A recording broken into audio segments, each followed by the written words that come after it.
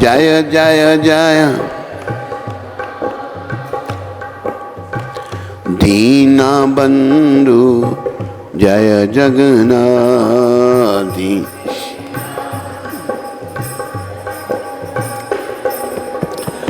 जय जय जय बलदेव जय जय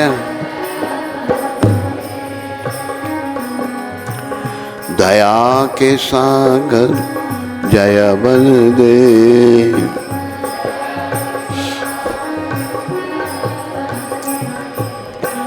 जय जय जय सुभद्रा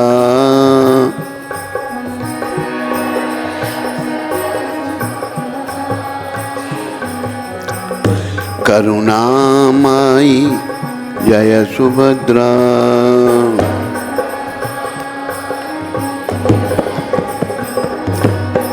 जय जय जय सुदर्शन जय जय जय भक्तों के रक्षक जय सुदर्शन।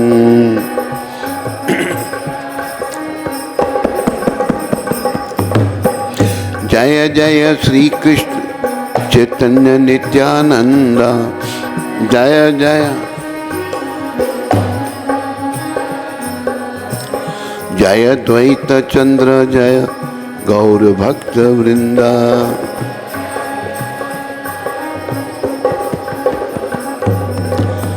कृपा करी सबे मेली करह करुणा।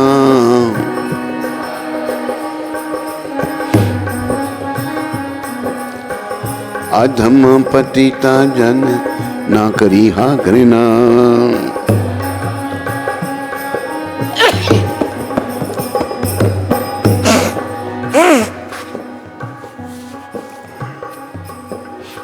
जय जय जय प्रभुपाद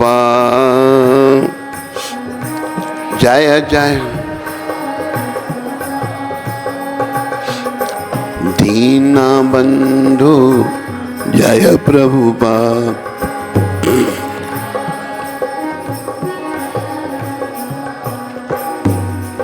बोलो जगन्नाथ भगवान की, बोलो बलदेव भगवान की, बोलो सुभद्रा माता की, बोलो सुदर्शन चक्र जी महाराज की, बोलो गौर निताय पंच तत्व की, बोलो इन सब के देने वाले पतित पावन शिला प्रभुपाद की जय। आज इन सब की कृपा से, विशेषकर प्रभुपाद कृपा से, भगवान जगन्नाथ जी की कथा के 28वें दिन में हम प्रवेश कर रहे हैं।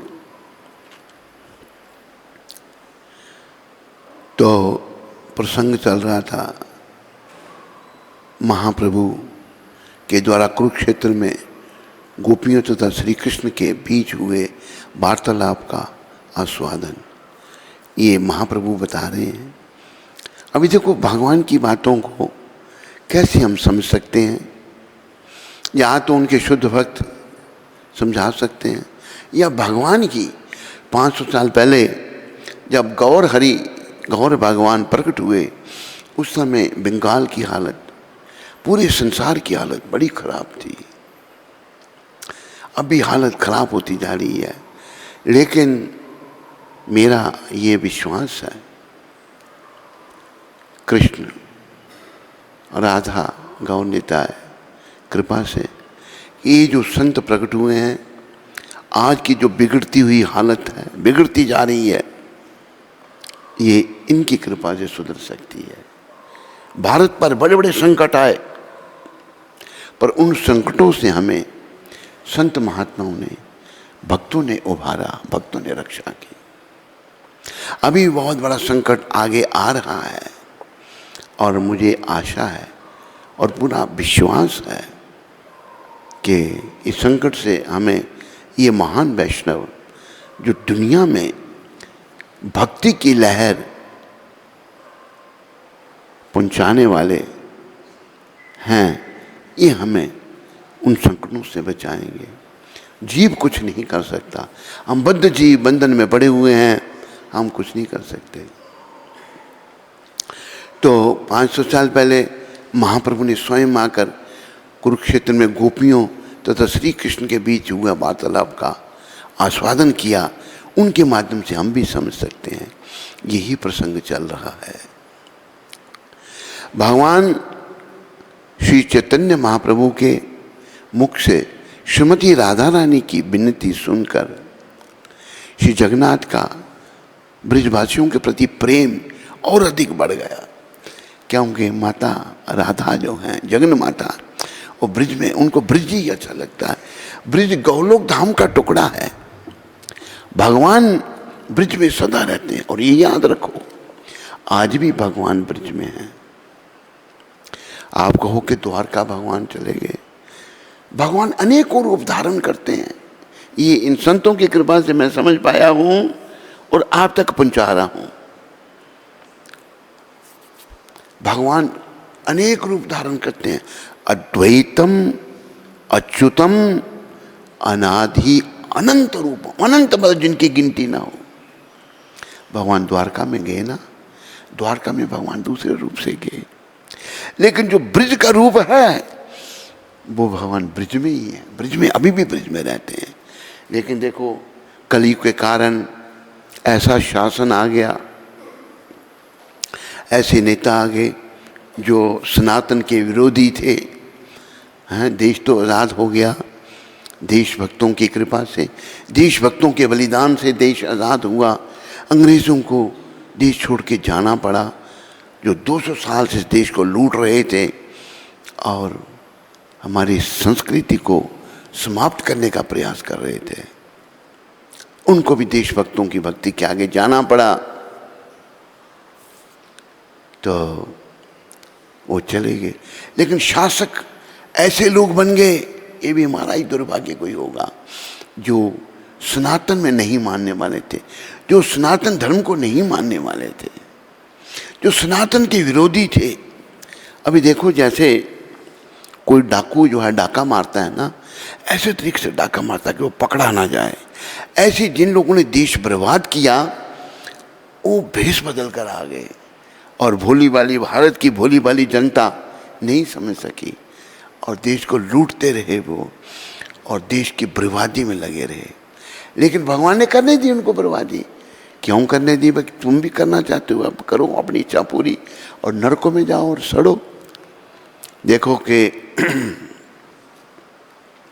60 साल तक राज करने वालों ने कभी ऐसा नहीं सोचा कि अभी ये देश बचेगा, लेकिन भगवान असंभव को संभव कर देते हैं। 60 साल के बाद भगवान ने अपने भक्त को भेज दिया। ऐसे ढंग से कोई सोच भी नहीं सकता था कि दूसरा कोई अच्छा व्यक्ति आ सकता है। भेज दिया, वो बेचारी आत्मा लगी हुई है देश को सुधारने में, लेकिन ये लोग चिल्ला रहे हैं, भौंक रहे हैं, गालियाँ निकाल रहे हैं, वो सब सहन कर रहे हैं बेचारा, क्योंकि भक्त है भगवान का। वो विषय ही नहीं है, विषय विकारों से मुक्त है। पहले जो है विषय विकारों के कीड़े थे, विषयों को भोगने वाले थे, पाप कर्मों में लगे थे। वो देश का क्या सुधार करते? देश को बिगाड़ा ही बिगाड़ा उन्होंने। लेकिन अभी आशा है,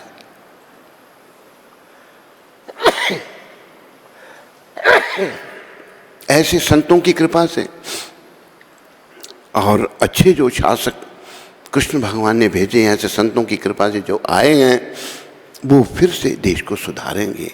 वैसे हालत बड़ी खराब हो चुकी है, हम हिंदू लोग खो गए हैं, बुराइयों में पड़ गए हैं बड़े।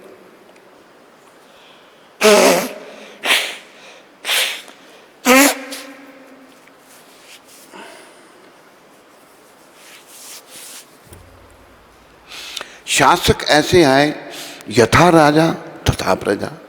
शासक ऐसे आए जिन्होंने बुराइयां ही बुराइयां फैलाई, संस्कृति को खत्म करने का, धर्म निरपेक्ष राज्य बना दिया, कोई धर्म ही नहीं। और धर्म निरपेक्ष मतलब मांस खाओ, शराब पियो, व्यभिचार करो, जुआ खेलो और नरक में जाओ, ये उन्होंने फैला दिया। और काफी हद तक वो कर चुके, लेकिन भगवान ने फिर कृपा की। और उन्होंने कभी सोचा भी नहीं था कि ये भी होगा। आज वो लोग देश को बिगाड़ने वाले जो हैं, देश को अधोपतन की ओर ले जाने वाले जो हैं, वो बुखला गए हैं, गालियाँ निकालते हैं। वो बेचारा कोई चिंता नहीं करता कि हैं ही ऐसे, और वो सुधारने में लग गए हैं। तो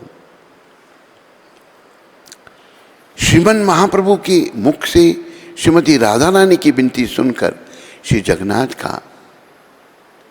जगन्नाथ का ब्रिजवासियों के प्रति प्रेम और अधिक बढ़ गया, जगन्नाथ जी का, और वे व्याकुल हो गए। वे स्वयं को उनके प्रेम का ऋणी मानने लगे और राधा भाव में अभिष्ट श्रीमन महाप्रभु को सांत्वना देने के लिए बोले। क्या बोले? प्राण प्रिय सुन मोर ऐ सत्य वचन, तोमा सवार स्मरणे झूरो मुनि रात्रि दिन, मोर दुख ना जाने कौन जन, ब्रजवासी यत जन माता पिता सखागण, सवे है मोर प्राण सम। ये महाप्रभु कह रहे हैं। महाप्रभु स्वयं कृष्ण हैं। महाप्रभु और कृष्ण में कोई भेद नहीं। तार मध्य गोपीगण साक्षात मोर जीवन, तुम्ही मोर जीवने न जीवन। ये महाप्रभु चैतन्य चरितामृत में 13वां अध्याय और 149 और 150 श्लोक में उन्होंने कहा है, हे प्रीतमे मेरे इस सत्य वचन को सुनो। ये महाप्रभु वर्णन कर रहे हैं कुरुक्षेत्र में। मैं दिन रात तुम सब ब्रजवासियों का स्मरण कर रोता रहता हूँ। ये सच्चाई है। ये रुक्मिणी माता ने भी कही कि हमारे प्राणनाथ, वो सब समझती थी ये कौन है। 8 पटरानी है भगवान की, रुक्मिणी उनमें प्रधान थी। 16,108 रानियाँ थी भगवान की। तो ये आपको थोड़ा स्मरण करवा दूं। नारद जी ने इनकी सराहना किया, बड़ी महान है कि त्रिलोकीनाथ आपके पति हैं। तब रुक्मिणी आदि पटरानियों ने कहा, नारद जी हमारे साथ उपहास मत करो। भगवान तो दिन रात ब्रजवासियों का सोचते हैं और रोते हैं। वही महाप्रभु कह रहे हैं। महाप्रभु स्वयं कृष्ण है। ब्रजवासियों का दिन रात चिंतन करके रोते हैं भगवान। अश्रुपात और कपड़े भीग जाते हैं। रुक्मिणी माता कहती है मेरी साड़ी गीली हो जाती है भगवान के रोने से, बिस्तर गीला हो जाता है। तो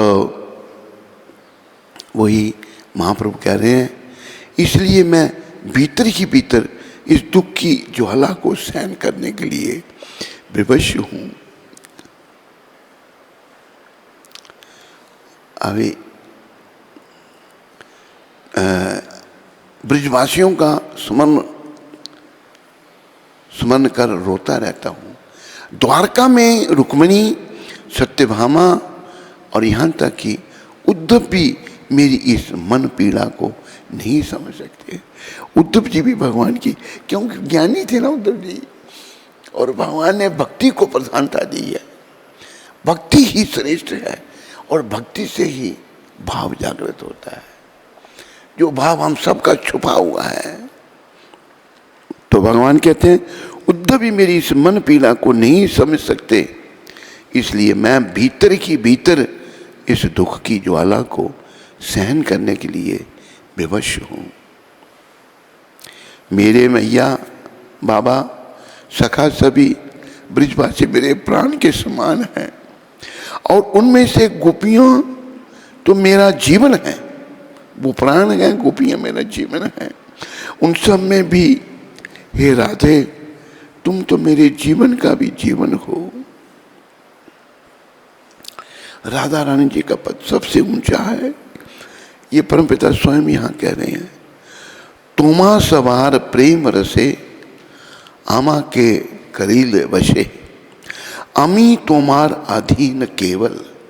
राधा जी के अधीन केवल भगवान कहते हैं। तुम्हार सवा छड़ाइया अमा दूर देशे लैया राखी याचे दुर्देव प्रबल। चैतन्य चरितामृत में ये वर्णन है। तुम सबके प्रेम रस ने मुझे वशीभूत करके रखा है। याद रखो, भगवान को केवल प्रेम प्यारा और कुछ नहीं। और क्या दे सकते हैं? विचार करो ठंडे दिमाग से। इंटरनेट में सुनने वाले, यहाँ सुनने वाले, क्या दे सकते हैं भगवान को? कोई कह सकता, बता सकता है? हाथ खड़ा करके कोई बोल सकता हम क्या दे सकते हैं उनको? कोई नहीं यहाँ बोल रहा। इंटरनेट में बोल रहे होंगे तो सुन नहीं सकता मैं उनको। कोई कहे मैंने पैसे चढ़ा दिए भगवान के आगे, मैंने इतना धन दे दिया, ये धन किसका है? लक्ष्मी नारायण की है, कृष्ण की है। नारायण कृष्ण का ही रूप है। कुछ पदार्थ चढ़ा दिया, सब कुछ भगवान की देन है, सब कुछ कृष्ण की देन। हम क्या दे सकते हैं उनको? हमारा तो कुछ है ही नहीं भाई। तो फिर क्या दे सकते हैं भगवान को? प्रेम। हम प्रेम कर सकते हैं। शब्द आते हैं, राम ही केवल प्रेम प्यारा, जान लई सो जानन हारा। राम जी, कृष्ण जी एक ही हैं, उनको केवल प्रेम प्यारा है, और जो भक्त हैं वो ही जान सकते हैं उनको। वशीभूत करके रखा है। तुम सबके प्रेम रस ने मुझे वशीभूत करके रखा है। अर्थात मैं तो केवल तुम लोगों के ही अधीन हूं, ब्रजवासियों के। अगर भगवान ब्रजवासियों के अधीन ना हो तो भगवान फिर द्वारका में क्यों ब्रजवासियों को याद करें? वो तो त्रिलोकीनाथ हैं, सर्वशक्तिमान हैं, सब कारणों के कारण हैं, सबके स्वामी हैं। याद इसलिए करते हैं वो उनके प्रेम के अधीन है। यह मेरा प्रबल दुर्दैव ही है जो मुझे तुम लोगों से बहुत दूर देश में ले गया। भगवान कहते हैं ये मेरा प्रबल दुर्दैव है ही है जो मुझे तुम लोगों से बहुत दूर देश में ले गया है। प्रिया प्रिय संगहीन, प्रिया प्रिय संग, बिना नाही जिए ऐ सत्य प्रमाण। मोर दशा शून्य यवे, तार ऐ दशा हवे, ऐ भय दुहे राखे प्राण।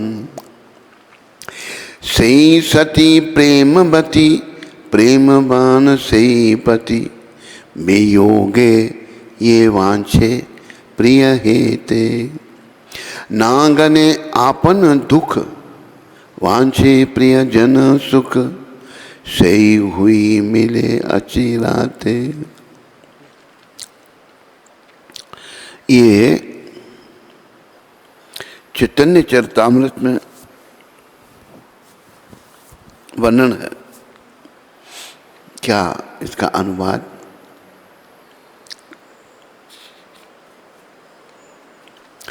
प्रिया प्रीतम के बिना और प्रीतम प्रिया के बिना जीवित नहीं रह सकते, यह सत्य है।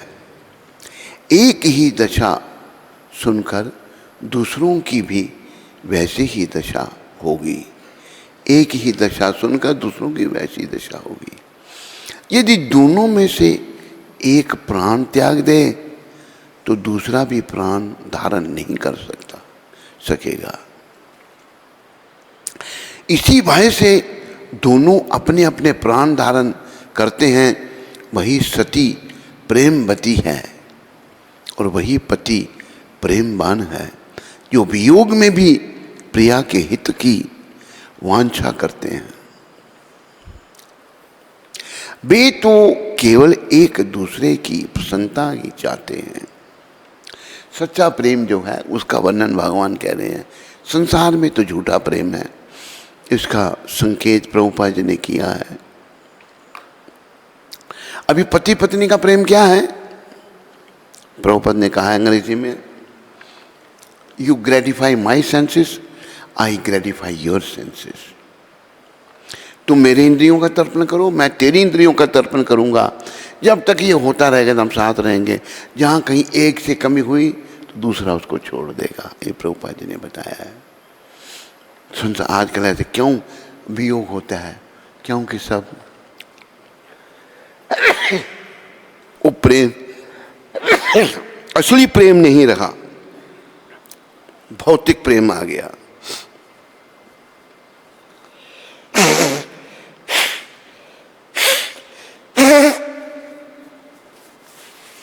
यहां जो प्रेम है, महाप्रभु असली प्रेम की बात कर रहे हैं। हम सबको असली प्रेम देने का प्रयास कर रहे हैं भगवान।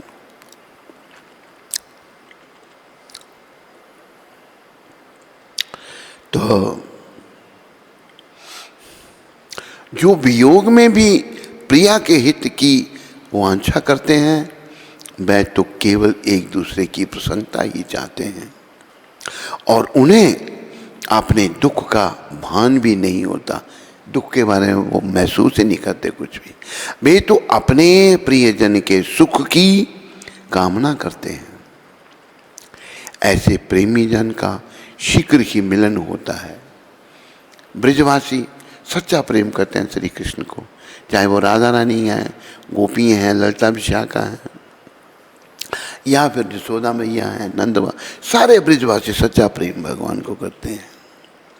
आगे कहा है, राखीते तुम्हार जीवन सेवी अमी नारायण, तार शके आसी नीति नीति, तोमा सने क्रीड़ा करी पुनः जाई यदुपुरी।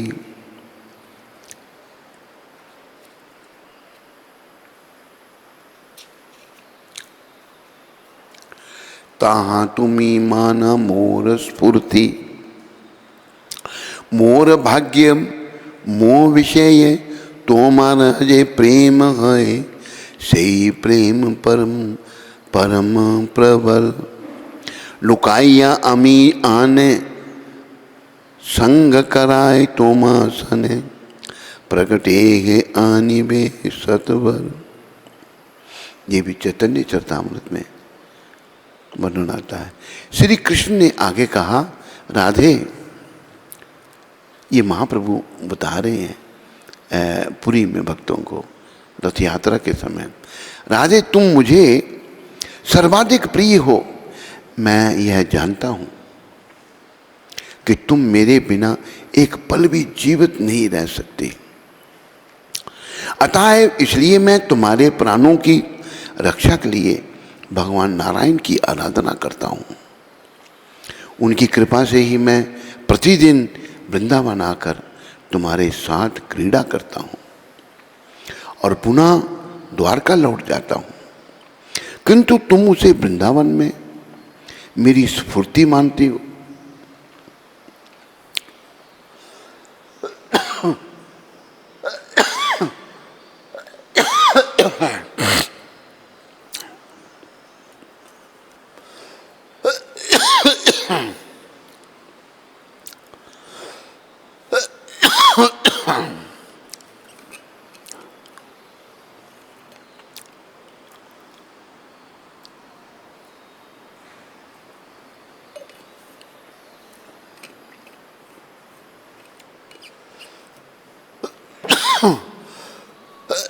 हरे कृष्ण हरे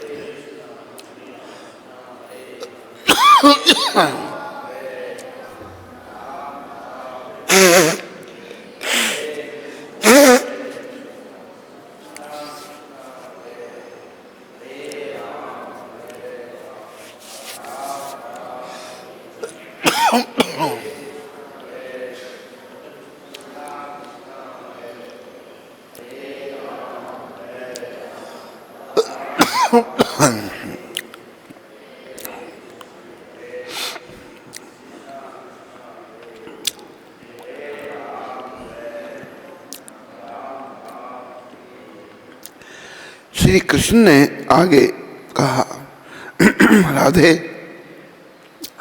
तुम सर्वाधिक प्रिय हो। मैं यह जानता हूं कि तुम मेरे बिना एक पल भी जीवित नहीं रह सकती।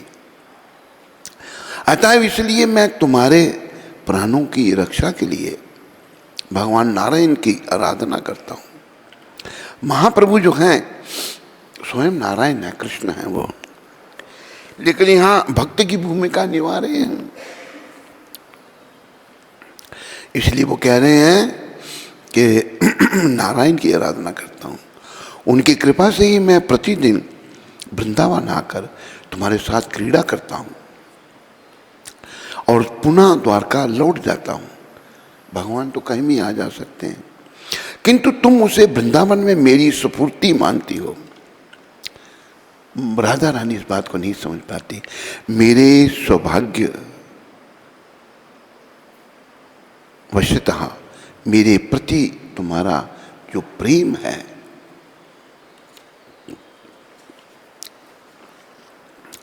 वह अत्यंत प्रबल है। वही प्रबल प्रेम मुझे छिपाकर वृंदावन में लाता है और तुमसे मेरा मिलन कराता है, और वही प्रबल प्रेम जब शीघ्र ही साक्षात रूप से मेरा वृंदावन में तुमसे मिलन कराएगा। प्रेम जो है ना, ये भगवान का स्वरूप है, इस बात को याद रखो।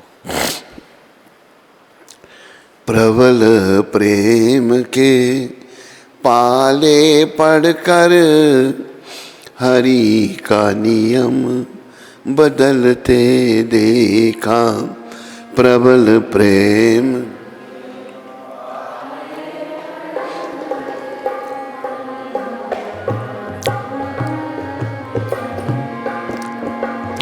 प्रबल प्रेम के पाले पढ़ कर हरि का नियम बदलते देखा। प्रबल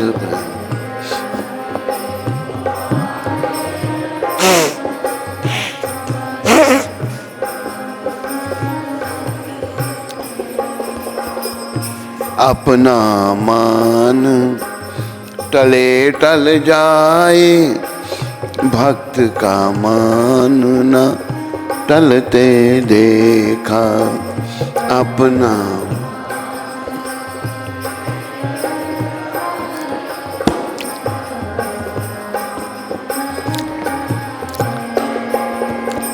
याद रखो, प्रेम जो है ना, ये भगवान का स्वरूप है, और प्रेम के वशीभूत होकर भगवान अपने नियमों को बदल देते हैं। यहाँ वर्णन आएगा वो भी। इसलिए वो प्रेम हम सबके हृदय में से लुप्त है, नहीं है। क्यों? हम संसार में खो गए हैं, स्त्री चिंतन में, पुरुष के चिंतन में, विषय विकारों में, झूठ सच में, कई प्रकार के दोषों में आप खो गए हैं। तो ऐसे महात्माओं की कृपा से, प्रभुपाद जी जैसे संतों की कृपा से आशा करनी, ये मत सोचो, निराशा नहीं करनी, कभी भी आशा करनी है। जैसे श्रील रूप गोस्वामी प्रभुपाद ने भक्ति प्रसामृत सिंधु में कहा है, भक्त को आशाबंद होना चाहिए। क्या? कि जरूर भगवान मिलेंगे। ये नहीं कभी सोचे भक्त कि मुझे भगवान नहीं मिलेंगे। पर हम इतने बुरे कर्मों से जर्जर हो चुके हैं, दोषी हो चुके हैं, वो हम भगवान को छोड़कर जाना चाहते हैं, भगवान को छोड़कर भागना चाहते हैं। लेकिन भगवान कृपा करके हमें अपने साथ लगाना चाहते हैं। उसी में हम सबका भला है, और किसी तरीके से हमारा भला नहीं है। भगवान का भी वर्णन आएगा। जिनकी केवल कृपा दृष्टि से सकल विश्व को पलते देखा। जिनकी केवल कृपा दृष्टि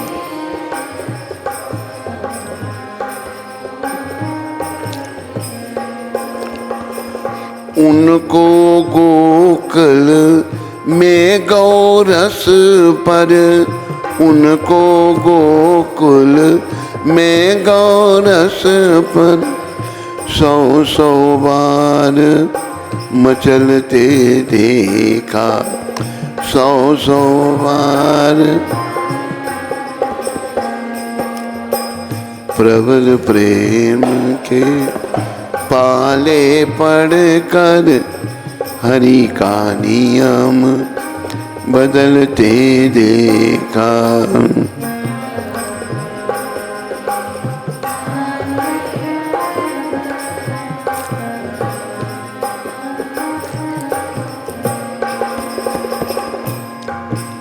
भगवान की दृष्टि से सारी दुनिया पल रही है, सब लोग जी रहे हैं केवल कृष्ण कृपा से।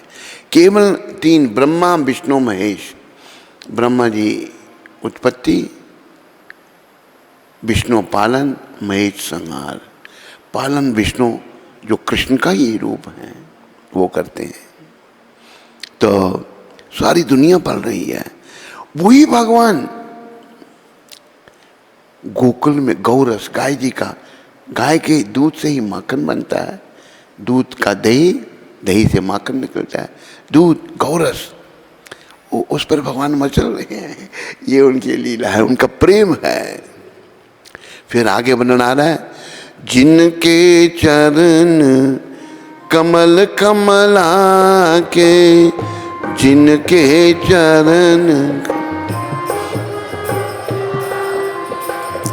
करतल से ना निकलते देखा, करतल से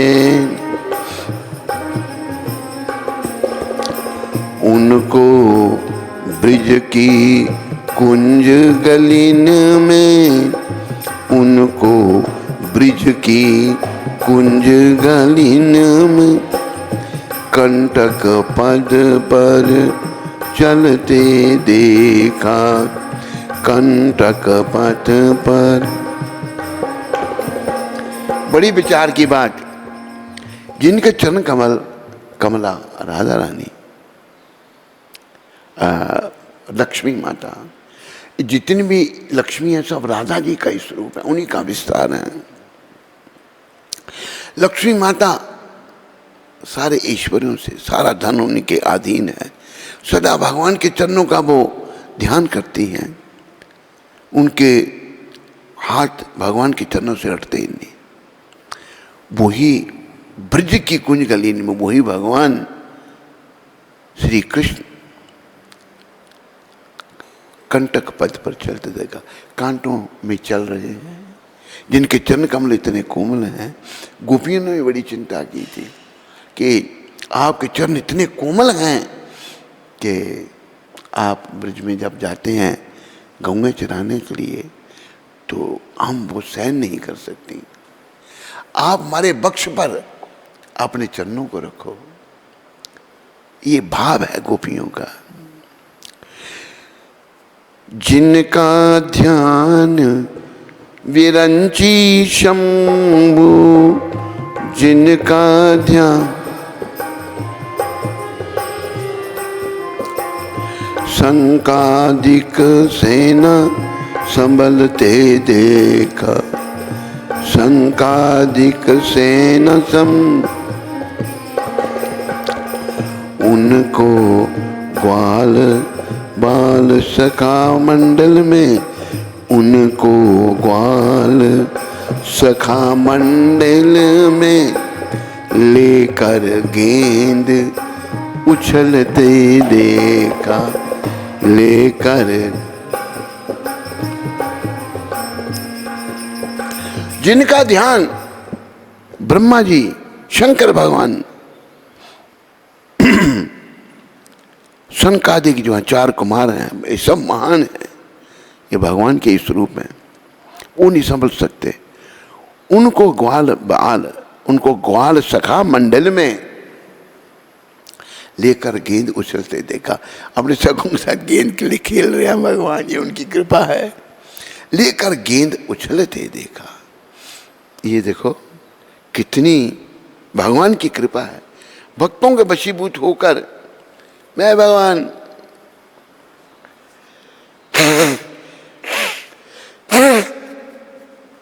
कुछ भी करते हैं और आम लोग उनको समझ नहीं सकते, मूर्ख लोग उनका उपहास करते हैं। जैसे भगवान की लीलाओं का वर्णन, एक कथावाचक औरत उसके पास हमारा एक जानने वाला जाता था, उसने मुझे कुछ लाइनें सुनाई उसकी। वो कहती है औरत कृष्ण भगवान नहीं हो सकते, माँ के गर्भ में आए, जैसे उसी के डिक्टेशन में भगवान ने काम करना, जैसे वो कहेगी आज वैसा भगवान ने करना है। क्या मूर्ख लोग हैं, भगवान की अचिंत्य शक्ति को वो मूर्ख लोग क्या समझे। कथावाचक बनिए, भगवान की तरह बचो, बनो तुम। कुछ लोगों को बेवकूफ़ बनाओ, कुछ बेवकूफ़ बन जाते हैं लोग, उनके साथ चल पड़ते हैं और मिलता कुछ नहीं, ना बेवकूफ़ों को ना साथ में चलने वालों को। अभी देखो जो दुष्ट प्रकृति के लोग हैं, क्या उनके अनुयायी नहीं, रावण के अनुयायी कम थे, कंस के अनुयायी कम थे, इनके भी अनुयायी बन जाते हैं। जो ऐसी प्रकृति के हैं वो उनके अनुयायी बन जाते हैं। लेकिन भगवान प्रेम के वशीभूत होकर अपने सखाओं के साथ खेल रहे हैं। जिनकी वक्र भ्रुकुटी के डर से, जिनकी वक्र भ्रुकुटी सागर सप्त उछलते देखा, सागर सप्त उनको माँ यशोदा के भय से, उनको माँ यशोदा के भय, अश्रु बिंदु दृग टलते देखा, अश्रु बिंदु टलते। ये बिंदु जी महाराज हुए जो ब्रजवासी थे, ब्राह्मण गोस्वामी थे, ये बहुत बड़े वैष्णव भक्त थे। ये उनकी रचना है प्रबल प्रेम के पारे पढ़कर। और वो अपना नाम कैसे बीच में डालते थे, ये नहीं लिखते थे मैंने भजन लिखा है। अभी जैसे उनको माँ यशोदा के भय से अश्रु बिंदु, बिंदु जो आंखें से पानी गिरता है, दृक टलते देखा, बिंदु जी का नाम ऐसे बीच में आया। तो मैं जब छोटा था, तो जब वृंदावन से वापस आए थे, तो एक माता जी के परिवार के जो थे, उनके माता जी के जो भाई थे, उनके वो गुरु भाई थे। उन्होंने बोला बहन अपने बेटे को मेरे पास भेजना जो भाग के वृंदावन चला गया था। तो उन्होंने मुझे बोले ये बिंदु जी के भजन गाया करो आप। तब से मुझे बिंदु जी के भजन प्राप्त हुए और मुझे बड़े अच्छे लगे इनके भजन। बिंदु जी के भजन जो हैं बड़ा भाव है उनमें। एक दो लाइन में एक भजन उनका सुनाऊंगा, मुझे बहुत अच्छा लगता है। एक अर्ज मेरी सुन लो दिलदार है कन्हैया, एक अर्ज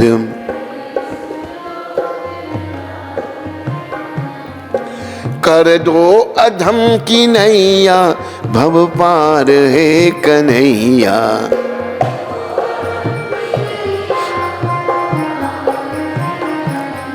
एक अर्ज मेरी सुन लो दिलदार है कन्हैया।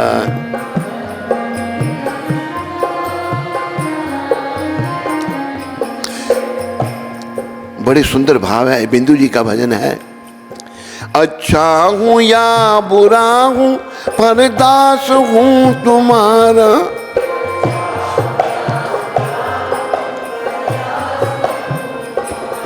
पर दास हूँ तुम्हारा। हे प्रभु मैं जैसा भी हूँ और आपका ही हूँ। जीवन का मेरे तुम पर है भार है कन्हैया, जीवन का मैं एक अर्ज मेरी सुन लो दिलदार है कन्हैया।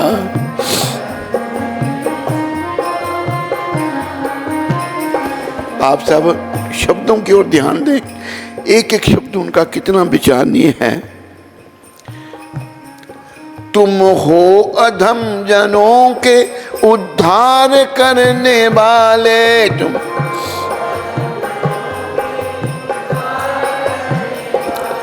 तुम हो अधम जनों के उद्धार करने वाले।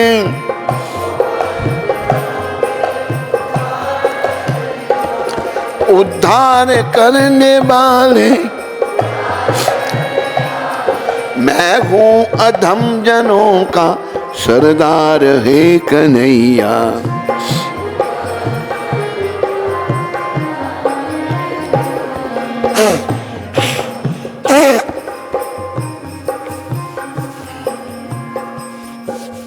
हे कन्हैया, आप अधम जनों का उद्धार करने वाले हो, पर मैं सबसे बड़ा अधम हूं। ये भक्त का भाव है। ये बिंदु जी कह रहे हैं, तुम हो अधम जनों का उद्धार,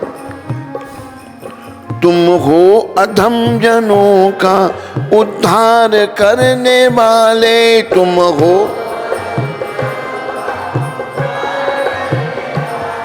उद्धार करने वाले मैं हूँ अधम जनों का सरदार है कन्हैया।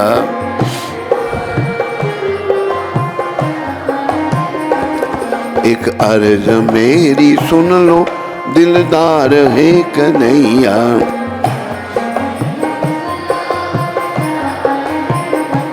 अभी देखो कितना दिव्य भाव यहाँ पर है। हे कृष्ण, हे कन्हैया, आप अधमों को तारने वाले हैं। कई उनके देखेंगे भगवान के।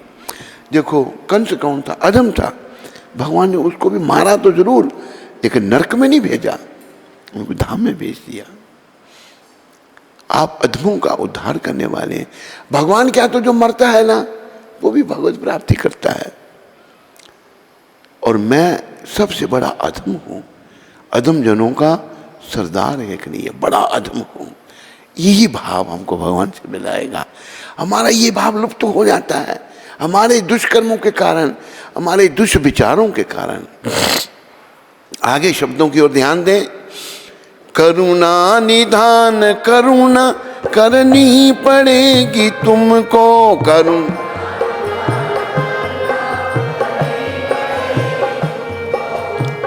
भक्त जो है भगवान से जबरदस्ती भी कर सकता है, और भगवान स्वीकार कर लेते हैं उसको। करुणा निधान करुणा करनी पड़ेगी तुमको।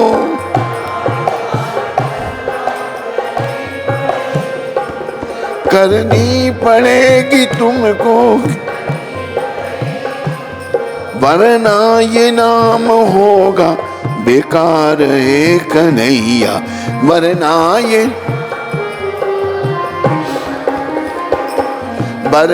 ये नाम होगा बेकार है कन्हैया।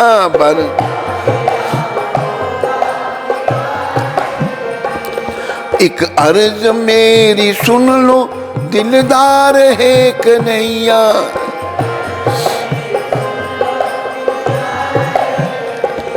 कर दो अधम की नैया भव पार है कन्हैया।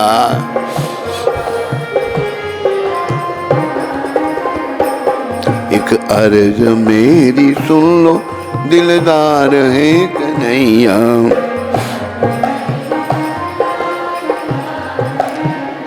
अभी देखो यहाँ भी बड़ी विचारने की बात है।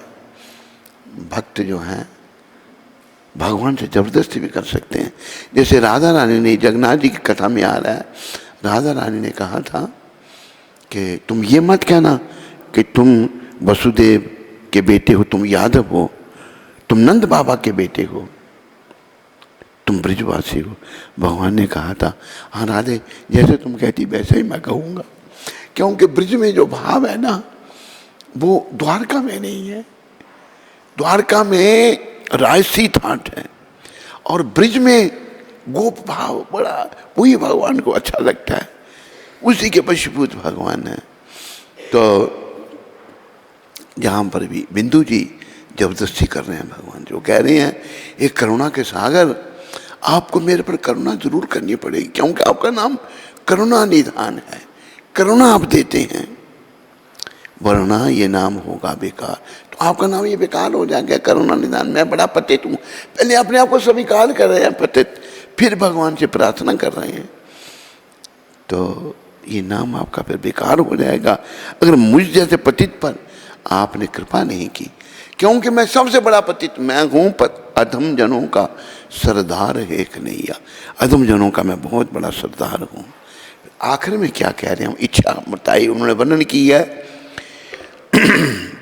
ख्वाए जे है मुझसे दृग बिंदु रत्न लेकर, ख्वाए जे है मुझ दृग बिंदु रत्न लेकर, दृग बिंदु रत्न लेकर, बदले में दे दो अपना कुछ प्यार है कन्हैया।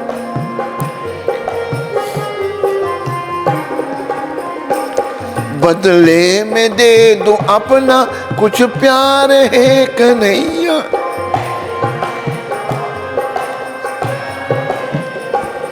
कुछ प्यार है कन्हैया। एक अर्ज मेरी सुन लो दिलदार है कन्हैया।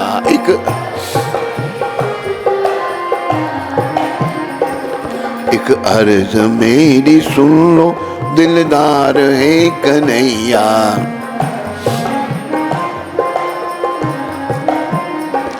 कर दो अधम की नैया बाबा पार है कन्हैया। कर दो।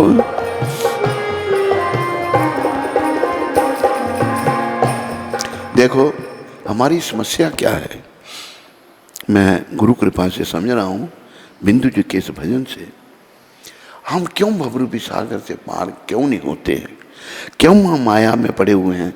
क्योंकि हम लोग पतित हैं। हम जितने भी संसार में लोग हैं, हमने कुछ ना कुछ बुरे कर्म किए हैं। यहाँ क्यों आए, हम भगवान से लग होकर सुखों को भोगना चाहते थे।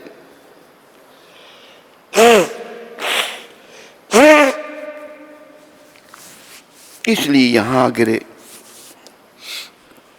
अभी हम अपने आप को पतित समझने के लिए तैयार नहीं है। इसलिए भगवान की कृपा, सच्चाई ये है कि हम पतित हैं। अगर हम पावन होते, अच्छे होते, तो फिर यहाँ क्यों होते, धाम में होते। वहाँ तो आनंद में अभ्यासात, वहाँ तो आनंद की आनंद है। दुख नाम की कोई चीज ही नहीं है भगवान का वैकुंठ धाम में। वैकुंठ का अर्थ ही जो बगैर दुखों का, वैकुंठ जिसमें कुंठ कहते हैं दुख को, जो बगैर दुख का है वो वैकुंठ है। तो बिंदु जी आखिर में कितनी विनम्रता दिखा रहे हैं। मेरी इच्छा है, ख्वाहिश से है मुझसे दृग बिंदु, मेरी आंखों से मैं रो रहा हूँ प्रभु। रत्न, उनको आंखों के आंसुओं को रत्न कहा उन्होंने। दृग बिंदु रत्न लेकर बदले में दे दो अपना कुछ प्यार है कन्हैया। अपना प्यार मुझे कुछ दे दो आप, बस प्यार, हमको कृष्ण का प्रेम मिलेगा तो जीवन सफल है। सोचा था एक दो लाइन सुनाऊंगा, इतना अच्छा लगा पूरा ही भजन सुना दिया मैंने। ये भी भजन बड़ा शिक्षाप्रद है। तो वही प्रबल प्रेम मुझे छिपाकर वृंदावन में लाता है। छुप के भगवान वृंदावन आते थे और वे वृंदावन में ही रहते हैं और तुमसे मेरा मिलन कराता है। राधा जी का सच्चा प्रेम श्री कृष्ण से, और वही प्रबल प्रेम अब शीघ्र ही साक्षात रूप से मेरा वृंदावन में तुमसे मिलन कराएगा। तो इसलिए मैंने ये प्रबल प्रेम का भजन आपको सुना दिया। याद बेरा विवेक्षियत दुष्ट कंस पक्ष, ताहा अमी केनु सब खय क्षय। आछे दुई चारी जन ताहा मारी वृंदावन, आई लाम आमी जानी निश्चय। सही शत्रुगण हैते ब्रज जन राखिते, रही राज्य उदासीन हैया। जेवा स्त्री पुत्र धने करी राज्य आवरणे, यदु गनेरा संतोष लागिया। तुम्हारा ये प्रेम गुण करे अमा आकर्षण, आनिबे आमदिन दश विषे पुनः आसी वृंदावने ब्रिज बधु तोम सने बिल शिव रजनी दिवसे। ये गौर हरि चैतन्य चरितामृत में कह रहे हैं। तो गौर भगवान दया के सागर, मैंने यदुवंश के शत्रुओं कंस आदि असुरों को मार दिया है। अब केवल 2-4 असुर ही बाकी हैं, इसलिए मैं उनका भी वध करके निश्चित ही वृंदावन लौट आऊंगा। भगवान द्वारका में शत्रुओं का, दुष्टों का दमन कर रहे थे। यदि मैं अभी ब्रिज में आऊंगा तो वे असुर ब्रिजवासियों को परेशान करेंगे। अतः यह निश्चित जानो कि मुझे अपनी पत्नियों, पुत्र पुत्रियों, पत्नियां कहाँ सारी द्वारका में, पुत्र पुत्रियों, भगवान 16,108 रानियां थी, हर रानी से 10 पुत्र और 1 पुत्री। वही भगवान, पुत्र पुत्रियों एवं धन संपत्ति में कोई आसक्ति नहीं है। भगवान को क्या चाहिए सब ये? मैं तो केवल यादवों की संतुष्टि के लिए द्वारका में उदासीन भाव से रहता हूँ। भगवान उदासीन है, ब्रिज भाव उनके अंदर भरा हुआ है, उदासीन भाव से रहता हूँ।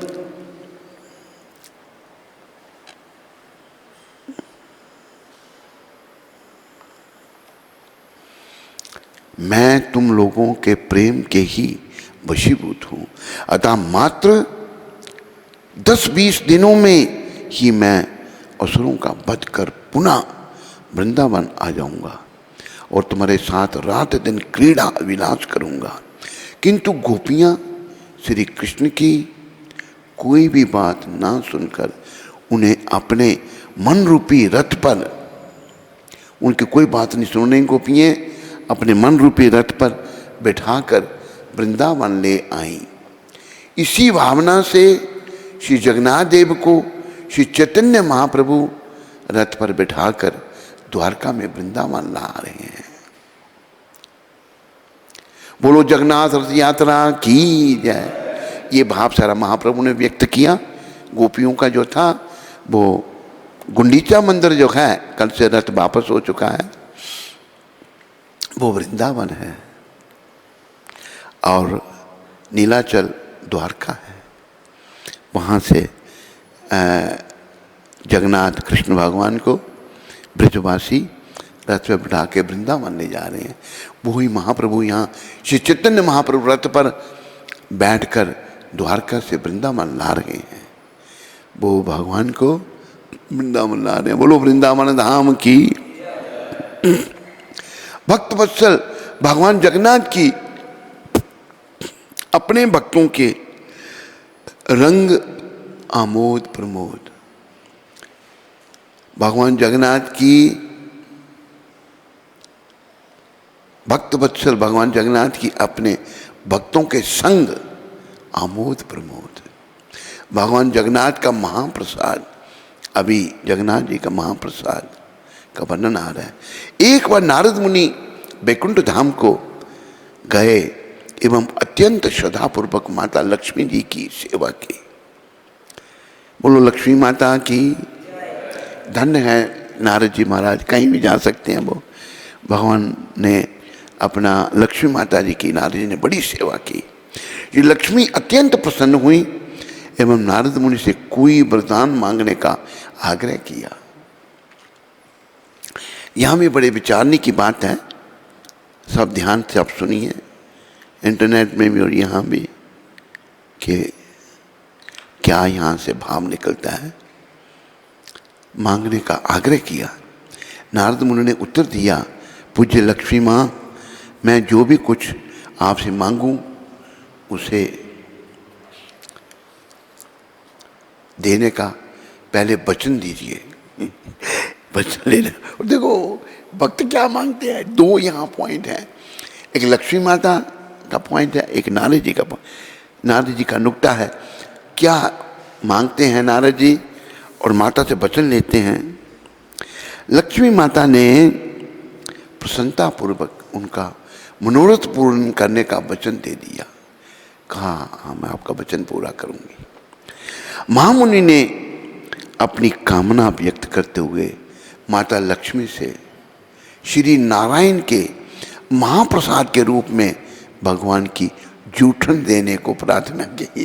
देखो क्या मांग रही है, भक्त को धन संपत्ति कुछ नहीं मांगते, कि जो भगवान का जो महाप्रसाद है, नारायण भगवान जो भोग लगाते हैं, वो जूठन आप मेरे को दो।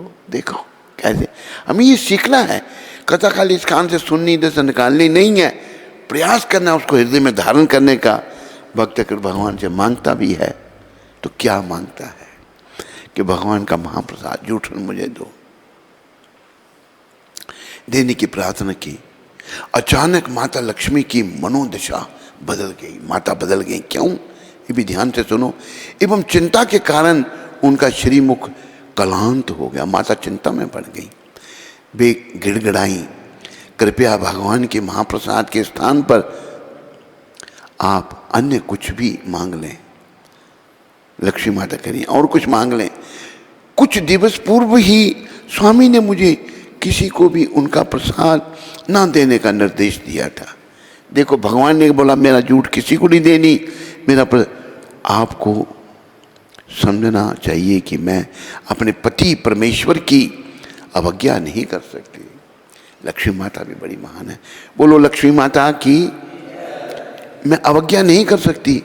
पुत्र मैं आपको प्रसाद नहीं दे सकती।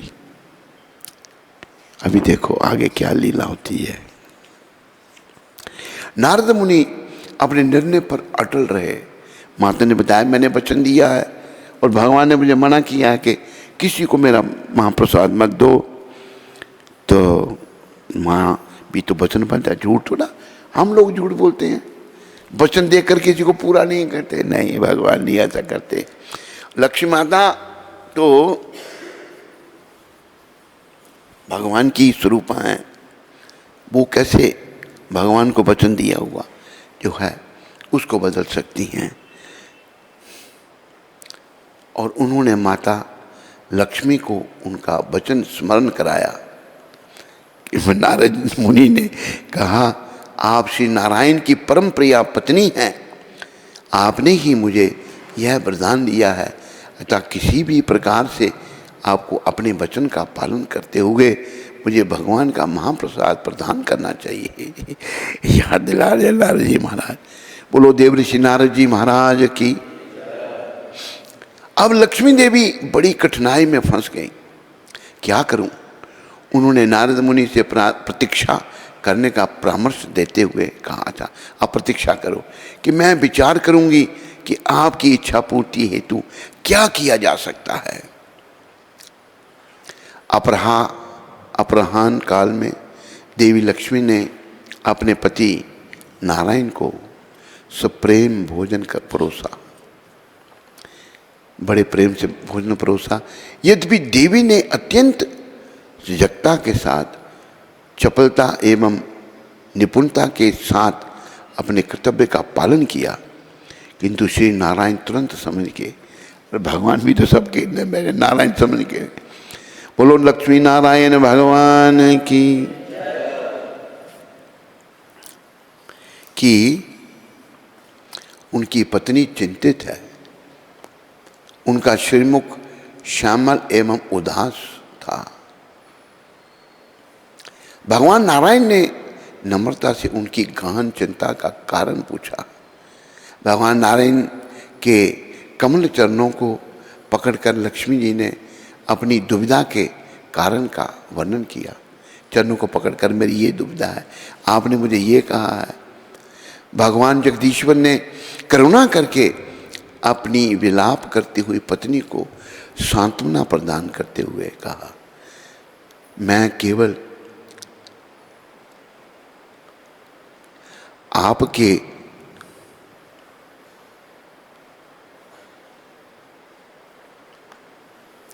लिए इस प्रतिबंध को निरस्त करता हूं। आपके लिए जो मैंने प्रतिबंध लगाया उसको मैं निकाल रहा हूँ। आप मेरी जूठन की थाली ले जाकर नारद मुनि के को प्रदान करें, किंतु आप इस प्रकार से किसी को भी मेरा प्रसाद दें, मैं वह नहीं देख सकता। नारद जी को दे दो पर और किसी को नहीं दे सकते। जब मैं अपना मुख दूसरी ओर घुमा लूं तब आप इस प्रकार से थाली को ले जाइएगा कि मुझे ज्ञात भी नहीं हो सके। भगवान ने युक्ति बता दी। देवी लक्ष्मी हर्षित हो उठी। अपने पूज्य पति के निर्देश का पालन करते हुए उन्होंने चतुराई से उनकी जूठन की थाली उस समय हटा ली जब वे देख नहीं रहे थे। भगवान देख नहीं रहे, थाली उठा ली। भगवान की जूठ क्या, वो तो अमृत है। महालक्ष्मी ने तत्परता के साथ महाप्रसाद की थाली उठाई तथा नारद मुनि को सौंप दी। भगवान का प्रसाद दे दिया। नारद मुनि भगवान के महाप्रसाद को प्राप्त करने का महासम्मान प्राप्त करके परम आनंद में डूबकर नृत्य करने लगे। खुश हो गए नारद जी प्रसाद पाकर। प्रसाद का अर्थ पता क्या है? भगवान की दया। हम कहते हैं प्रसाद खाते हैं, प्रसाद पाते हैं। अन्न खाना यानी कि जो भोग नहीं है वो प्रसाद नहीं है। तो भगवान को पाप खाना है। भगवान ने गीता में कहा है जो मुझे भोग लगाए बिना खाता है वो पाप खाता है। तो हम सब पाप खा रहे हैं।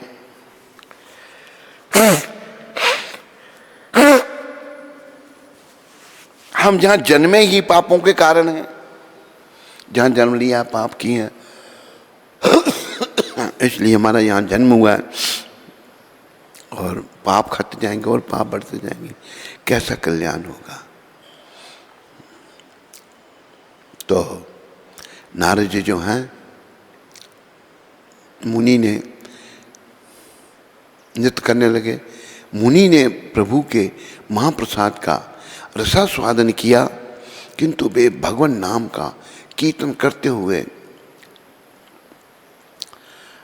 आनंद मगन होकर नृत्य करते रहे। भगवान का प्रसाद मिला तो बड़े आनंद में पड़ गए, नाचते ही रहे वो। जैसे जैसे उनमें परम आनंद भाव विकसित होता गया वैसे वैसे वे अपनी सुध बुद्ध खोते गए। देखो जब भाव होता है ना तो शरीर की सुध आदमी खो बैठता है, सब भूल जाता है। नारद मुनि ने किसी विक्षिप्त पुरुष के समान अपनी बीना को उठाकर समस्त ब्रह्मांड में अनवरत दौड़ना प्रारंभ कर दिया। ब्रह्मांड में दोनों बीना उठाकर नृत्य कर रहे, आनंद में है नारद जी महाराज। बड़े प्रेम से बोलो देव जी नारद जी महाराज की, बोलो नारद जी के आनंद की। प्रारंभ कर दिया पूरे ब्रह्मांड में भगवान नाम का कीर्तन एवं नृत्य करते हुए एक ग्रह से दूसरे ग्रह की और दौड़ने लगे।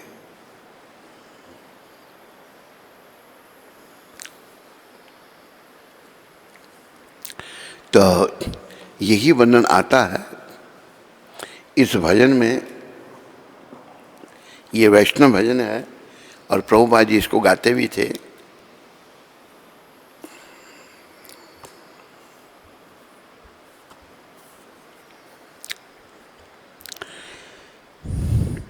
नारद मुनि बजाए बीना राधिका रमन नामे।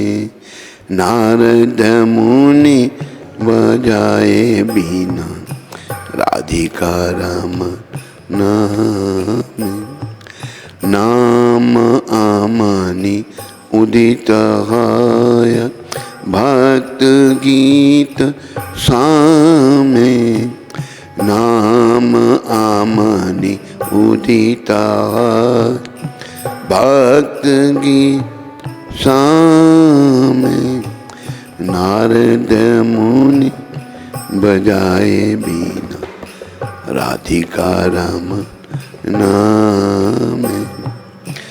अमी धारा भरी से धन श्रवण युगल गीया। अमी धारा भरी से धन श्रवण युगल गीया। भक्त जन सगने नाचे भरिया आपन हिया। नारद मुनि बजाए बीना राधिका रमन नाम।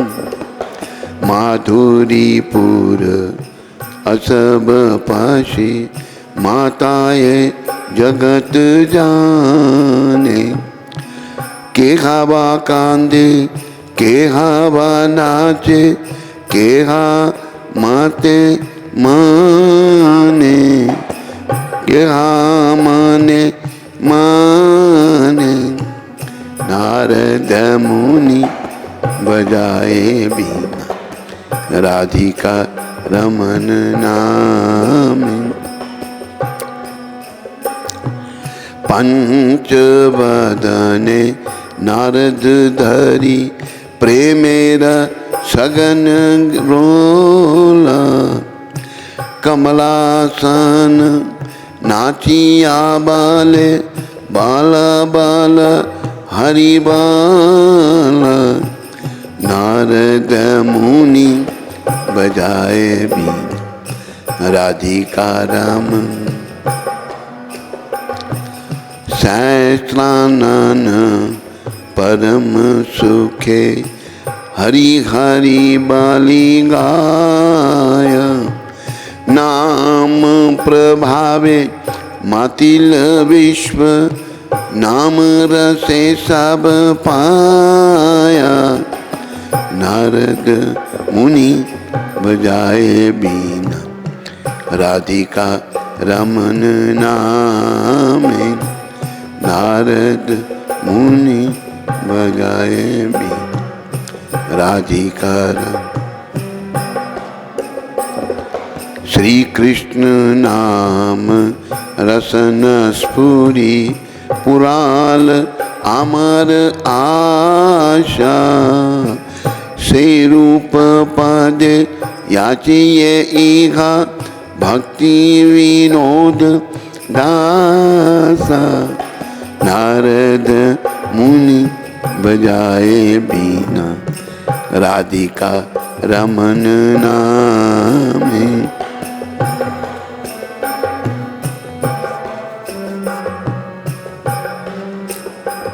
बड़ा सुंदर भजन है ये। ठाकुर भक्ति विनोद महाराज जो एक दिव्य वैष्णव हैं, जैसे ही महान संत नारद जी अपने वाद्य यंत्र बीना बजाते हैं और राधिका रमन नाम का उच्चारण करते हैं, भगवान का पवित्र नाम भक्तों के कीर्तन के बीच में स्वयं ही प्रकट हो जाता है। भगवान का पवित्र नाम वर्षा ऋतु के बादल के समान निरंतर अमृत रस की वर्षा करता है। जब ये भगवान नाम भक्तों के कानों में प्रवेश करता है तो वे प्रेम पूर्ण परम आनंद के भाव में जी भरकर नृत्य करते हैं।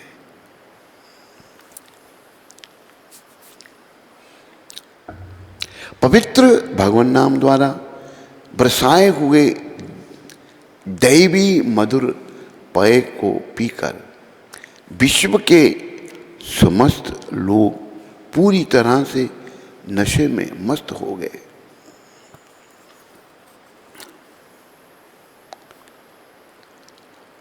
उनमें से कुछ प्रेमानंद के कारण रोने लगे, कुछ भाव में नृत्य करने लगे और कुछ लोग जो नृत्य नहीं कर पा रहे थे वे खुले आम अपने मन में ही नृत्य करने लगे। पंचमुखी भगवान शिव नारद मुनि का आलिंगन करते हुए भगवान के प्रति प्रेमानंद से भाव विभोर होकर जोर से गरजे। भगवान ब्रह्मा ने भी जो कमल के पुष्प पर आसीन रहते हैं प्रेमानंद में नृत्य किया और प्रत्येक से बार बार हरि बोलने के लिए विनती की। ब्रह्मा जी ने विनती की। देखो नाम का प्रताप, कीर्तन का प्रताप। सहस्त्र शीश वाले अनंत भगवान ने भी परम सुख की अनुभूति सहित हरि हरि बोलते हुए भगवान नाम का गान किया। पवित्र भगवान नाम के प्रभाव से संपूर्ण विश्व के लोग पूर्ण नशे में लीन हो गए और प्रत्येक व्यक्ति ने पवित्र नाम के मधुर रस का आस्वादन किया। मैं श्रीला भक्तिविनोद ठाकुर श्री रूप गोस्वामी के चरण कमलों में यह वरदान या आशीर्वाद मांगता हूँ कि कृष्ण का पवित्र नाम मेरी जीवा पर प्रकट होकर मेरी समस्त आकांक्षाएं परिपूर्ण करे। नारद जी ने प्रसाद लेकर सबका कल्याण कर दिया। पूरे ब्रह्मांड में उन्होंने प्रचार कर दिया। बोलो देव ऋषि नारद जी महाराज की।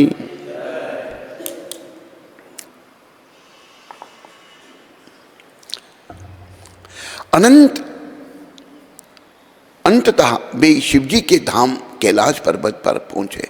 सारे ब्रह्मांड में जा रहे हैं, ब्रह्मलोक में सब कैलाश में पहुंचे। परमानंद में डूबकर इस प्रकार से कीर्तन और नृत्य करते हुए नारद मुनि को देखकर शिवजी को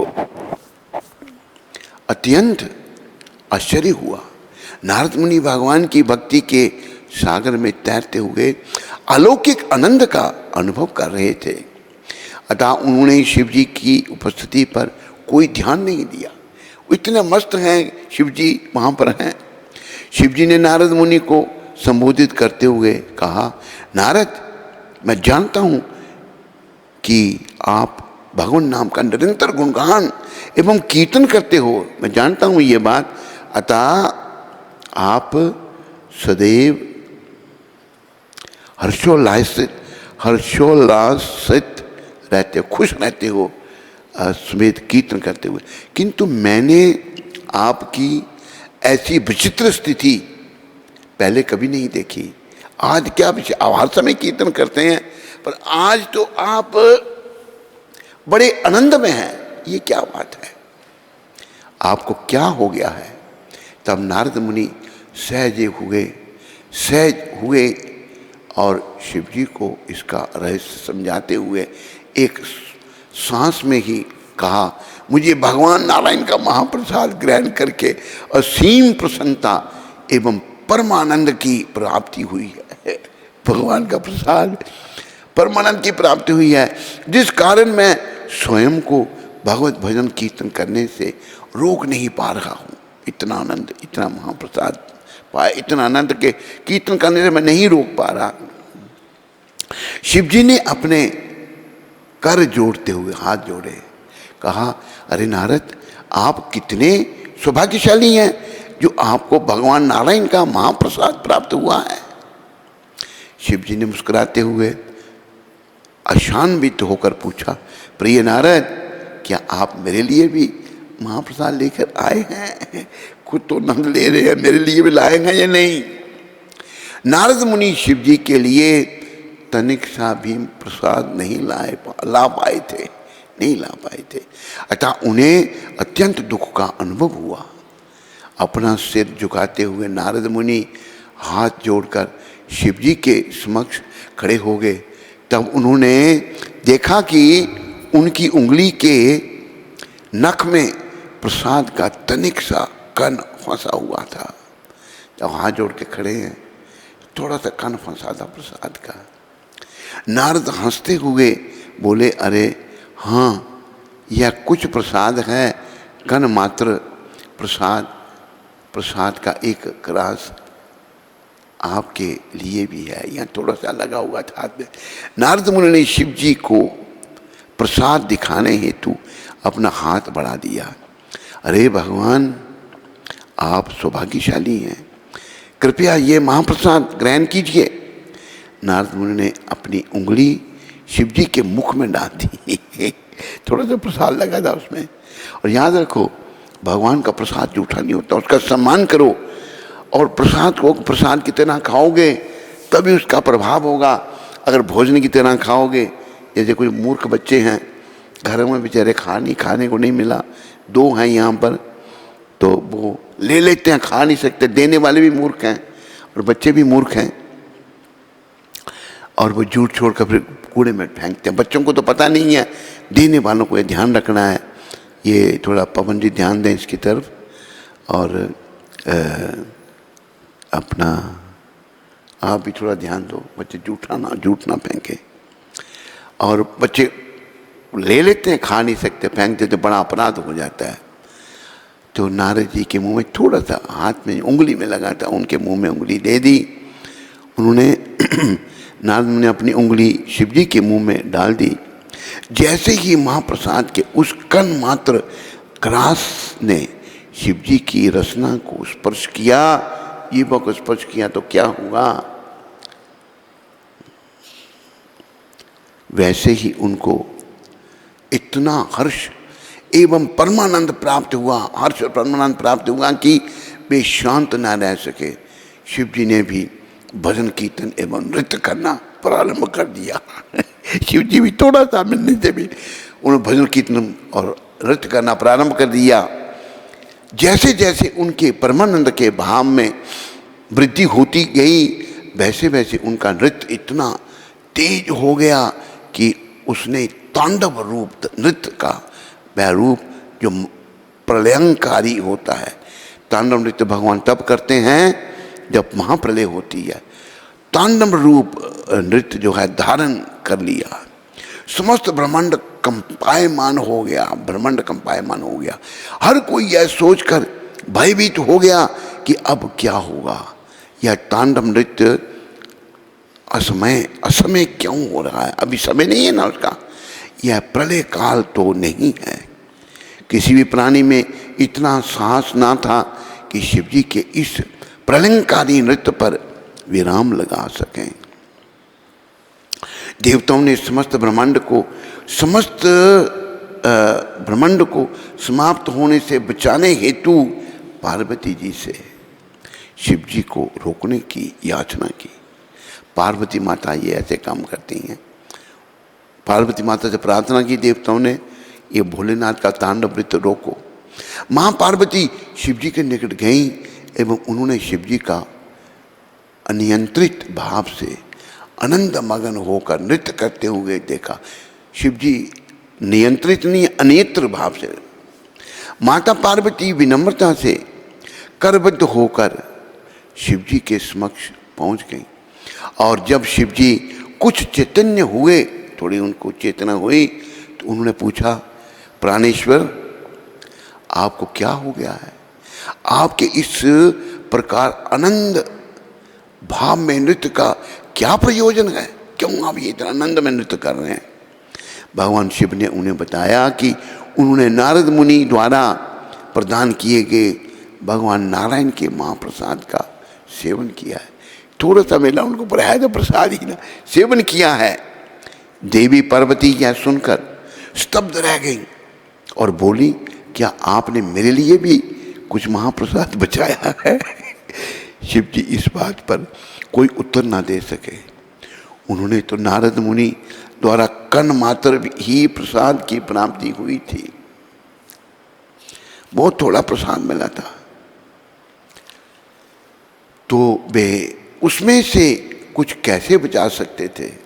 देवी पार्वती को महाप्रसाद की प्राप्ति नहीं हुई, अतः वे क्रोधित होते हुए बोली, मैं भगवान नारायण के महाप्रसाद से वंचित रह गई हूँ। बोलो पार्वती माता की। क्रोधित हो गई माता। वे इतनी क्रोधित हो गई कि उनके मुखमंडल से अग्नि पुंज प्रस्फुटित होने लगे, आग निकलने लगी। माता को इतना क्रोध आ गया एवं समस्त ब्रह्मांड प्रज्वलित हो उठा, ब्रह्मांड ही जलने लगा सारा। निम्न ग्रह से उच्च ग्रह की ओर डर हर कोई ज्वाला की ताप अनुभव करने लगा। ऋषि मुनि एवं सन्यासी तुरंत समझ गए कि मां पार्वती के क्रोध की भीषण ज्वाला में सब कुछ जलने जा रहा है। कोई भी उनको शांत नहीं कर सकता था। अंत में सभी देवगण भगवान ब्रह्मा जी को साथ लेकर विष्णु भगवान के पास वैकुंठ धाम को दौड़ पड़े। अब सब जल जाएगा। माता भी वहां क्रोधित हो गई। स्थिति की गंभीरता को सुनकर भगवान विष्णु गरुड़ पर सवार होकर कैलाश पर्वत की ओर चल दिए। ज्यों ही माता पार्वती ने भगवान नारायण को देखा, वे उन्हें प्रणाम करने हेतु आगे बढ़ी। भगवान नारायण ने अपनी भक्त को आशीर्वाद दिया और उनसे कहा, मैं आपको आपकी इच्छा अनुसार महाप्रसाद प्रदान करूंगा, कृपया शांत हो जाइए।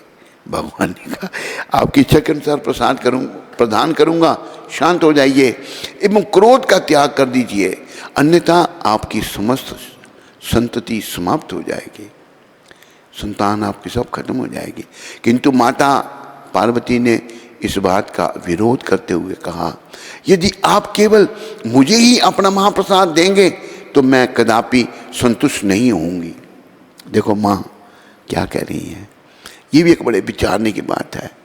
यहाँ माता का अपना ही स्वार्थ नहीं है। आगे क्या कहती हैं पार्वती माता, मैं आपसे अपनी समस्त संतति एवं समस्त प्राणियों को महाप्रसाद प्रदान करने की याचना करती हूँ। जितनी मेरी संतान है, सारा संसार, उनको प्रसाद आप प्रदान करें, ये मैं प्रार्थना करती हूँ, याचना करती हूँ। मैं अपनी संतति को आपका महाप्रसाद प्राप्त ना होने पर उस प्रकार दुख में नहीं देख सकती जिस प्रकार मैं दुख में हूँ। आपको ऐसी व्यवस्था करनी चाहिए जिससे समस्त मनुष्य, यहाँ तक कि श्वान भी आपका महाप्रसाद पाने का सौभाग्य प्राप्त करें, कुत्ते भी आपका प्रसाद पाएं, भगवान का महाप्रसाद। बोलो भगवत महाप्रसाद की। भगवान नारायण मुस्कुराते हुए मुस्कुराए और बोले, तथास्तु, मैं ऐसा ही वरदान देता हूं आपको। हरे कृष्णा।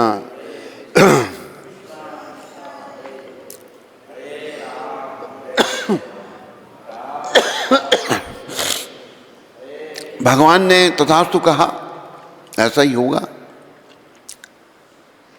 मेरी प्रिया भक्त पार्वती, आपकी कामना पूरित होती हूँ।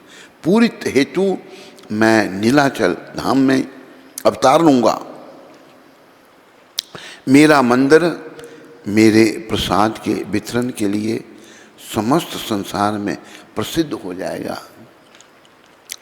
जो भी मनुष्य मेरा प्रसाद पाएगा संसारिक बंधनों से मुक्त हो जाएगा। यह पार्वती माता की कृपा है।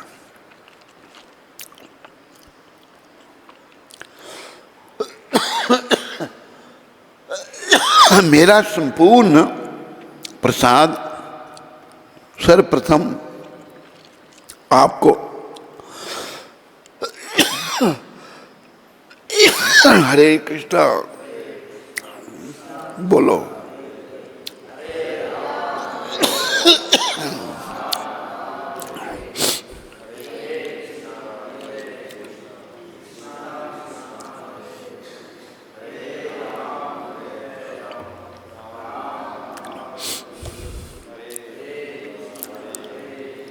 सारे बोलो।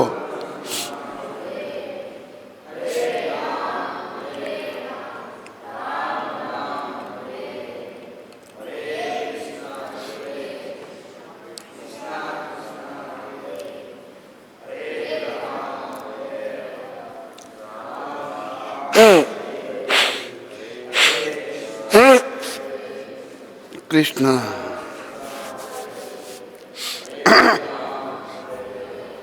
राम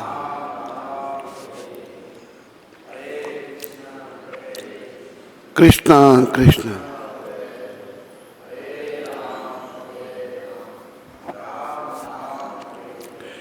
हरे कृष्ण। तो देखो नारद जी की कृपा शिव जी के माध्यम से माता पार्वती तक पहुंची। और माता पार्वती के माध्यम से पूरे संसार में आज भी आप जाओ, जगन्नाथ भगवान के पता नहीं गिनती में भूल गया, उनका भोजन बनाने वाले कितने रसोइये हैं, 800 के कितने, इतना बनता है भगवान के लिए। अगर 1000 आदमी भी जगन्नाथपुरी में जाएगा उनके लिए प्रसाद होगा। मेरा संपूर्ण प्रसाद सर्वप्रथम आपको प्रदान किया जाएगा, तब आवेश में अभिशेष को ही महाप्रसाद कहा जाएगा। भगवान जगन्नाथ जी को भोग लगता है, पहले पार्वती का नाम दूसरा ही यहाँ पता नहीं मेंशन किया जी नहीं, उनका नाम क्या है, दूसरा नाम किसी के ध्यान में हो।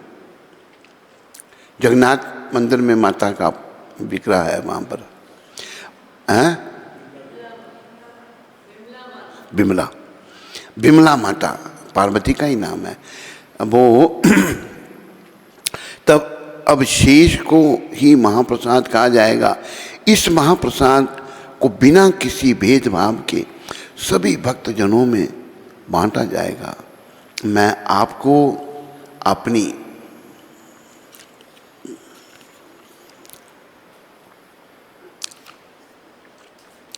बगल में स्थान दूंगा। अभी बिमला माता जो है भगवान के पास ही वहाँ उनका मंदिर है। आपका मंदिर दालान के अंत भाग में मेरे मंदिर में ठीक पीछे होगा। आपकी उपेक्षा करके महाप्रसाद ना देने वाले शिव जी एक दूरी पर रहेंगे। माता नाराज हुई ना, शिव जी दूरी पर रहेंगे और आपको पास में स्थान दूंगा मैं। ऐसा ही मंदिर बना है। जगन्नाथ जी के मंदिर में जाओ आप, बिमला माता का वहाँ है, शंकर भगवान का दूर है, दूरी पर रहेंगे। उनका मंदिर प्रांगण के बाहर की ओर होगा, प्रांगण के बाहर की ओर। भगवान नारायण जगन्नाथ के रूप में पुरी में अवतरित हुए। देवी पार्वती वहाँ बिमला के नाम से स्थापित हैं। भगवान जगन्नाथ का समस्त प्रसाद सर्वप्रथम देवी बिमला को प्रदान किया जाता है, उनके पास रखा जाता है। तब अवशेष मात्र को प्रसाद के महाप्रसाद के रूप में भक्तजनों को वितरित किया जाता है। पुरी में भगवान जगन्नाथ के महाप्रसाद के वितरण में जाति पाति के आधार पर भेदभाव नहीं किया जाता। भगवान जगन्नाथ का महाप्रसाद इतना पवित्र होता है कि कोई ब्राह्मण किसी शवान के मुख से निकले हुए महाप्रसाद को ग्रहण कर सकता है। अगर कुत्ता उसके मुंह से प्रसाद निकलता है, वो उसको कोई ग्रहण करे, वो भी परम पवित्र है, उसको भी ग्रहण कर सकता है। महाप्रसाद ना तो कभी संदूषित हो सकता है और ना ही अपवित्र, ना कभी संदूषित ना अपवित्र। बोलो जगन्नाथ भगवान महाप्रसाद की, बोलो भगवान जगन्नाथ की जय। हरे कृष्ण। आज की कथा को यहीं विराम दिया जाता है। जगन्नाथ बलदेव सुभद्रा माता, श्री कृष्ण चैतन्य नित्यानंद अद्वैताचार्य गदाधार शिव ठाकुर पंचतत्व समस्त गौर भक्त वृंद और गुरुदेव प्रभुपाद की कृपा से कथा को आज यहाँ विराम। बड़ी सुंदर कथा थी, बहुत कुछ सीखने को मिलता है भक्तों की कृपा से। तो हमें आगे बढ़ना है। एक बात मैं कई बार कहता हूँ, मृत्यु पथ में तुम आगे बढ़ रहे हैं, मैं भी, आप भी, ये भी, वो भी, सब, पर भक्ति पथ में आगे बढ़ने के लिए प्रयास करना पड़ेगा। जो इसमें दिव्य शिक्षाएं आ जाएं जगन्नाथ जी की कथा में, वो हमको भक्ति पथ में आगे बढ़ाएंगी। बोलो जगन्नाथ भगवान की, बोलो भक्ति माता की, बोलो उन सब के देने वाले प्रभुपाद की।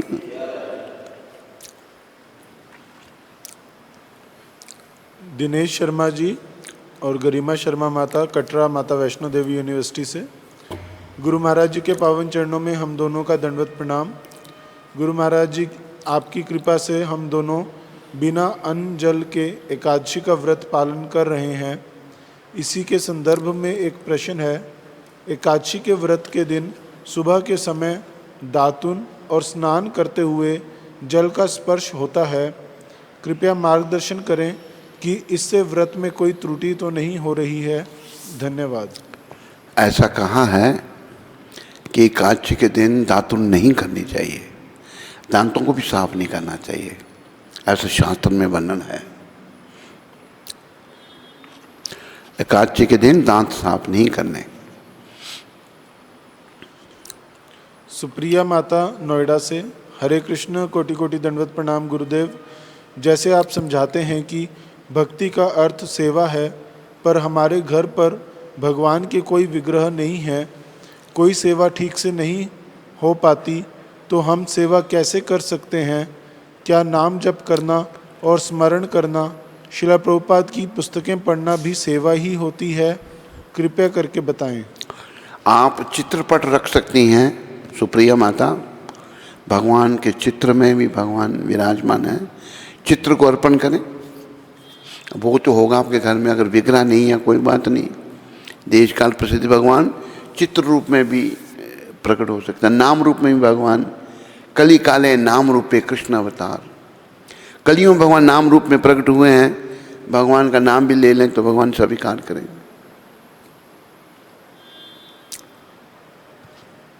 खुशबू माता अमृतसर से, हरे कृष्ण गुरु महाराज जी, आपके पावन चरण कमलों में इस पतित जीव का कोटि कोटि दंडवत प्रणाम।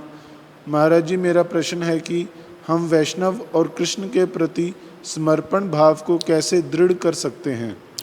प्रयास करने से खुशबू माता होगा, एकदम नहीं होगा, लगे रहना है, जप करना, नियमों का पालन करना, कथा श्रवण करना, मन में ये भावना लाने कि मेरे भगवान के चरणों में प्रीति हो, तो धीरे धीरे वो जागृति होगी। अगर आपका नियमों का पालन करना, जप करना नियम से हुआ और नियमों का पालन करना ठीक हुआ, तो धीरे धीरे आपके मन में वो जागृति होगी।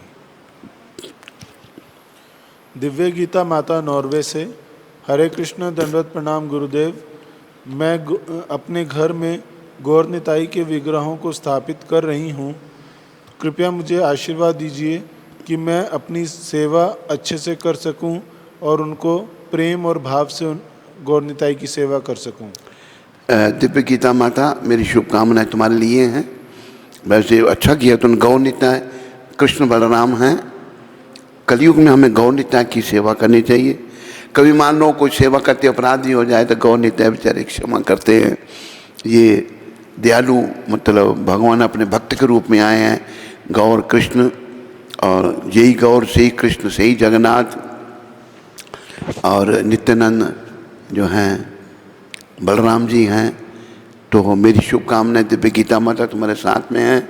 अच्छी तरह से गौर नेता की सेवा करो, उनसे भक्ति मांगो, ताकि जीवन काल में हमारा हृदय शुद्ध हो जाए और हम भगवान के चरणों में लग जाएं और अंते नारायण स्मृति हो। रोहित जी वाराणसी से, दंडवत प्रणाम महाराज जी। कल इनके भाई का जन्मदिन था, तो ये उसके लिए आशीर्वाद चाहते हैं कि वो हरिनाम जप अपना बढ़ा सकें। कल किसके जन्मदिन था? इनके भाई का। हाँ, आशीर्वाद चाहते हैं उनके लिए। भाई के लिए नाम नहीं दिया ना, भाई का नाम नहीं। रोहित जी आप कहाँ से हैं? ये संजय नाम है भाई का। संजय, कहाँ से? वाराणसी। संजय जी, आपके भाई रोहित जो हैं, रोहित के भाई संजय, रोहित के भाई संजय का जन्मदिन। रोहित के भाई संजय, संजय, उनका जन्मदिन, संजय उनका नाम। तो मेरी शुभकामनाएं रोहित के भाई संजय जी के लिए, भगवान उन पर कृपा करें। अच्छी बात है, आप उनके लिए कृपा की याचना कर रहे हैं। प्रभुपाद जी और नित्यानंद भगवान के श्री चरणों में याचना करो। मेरी भी शुभकामनाएं आपके साथ में हैं। पर प्रभुपाद एक दिव्य पुरुष हैं, युग पुरुष हैं, इस युग के वो अवतारी पुरुष हैं, हम सबको बचाने के लिए आए हैं। उनके चरणों में ज़रूर, उनकी कृपा से नित्यानंद भगवान जो आदि गुरु हैं, उनके चरणों में ज़रूर करो प्रार्थना। स्कंद पुराण में तुलसी देवी की प्रशंसा इस प्रकार की गई है। मैं तुलसी देवी को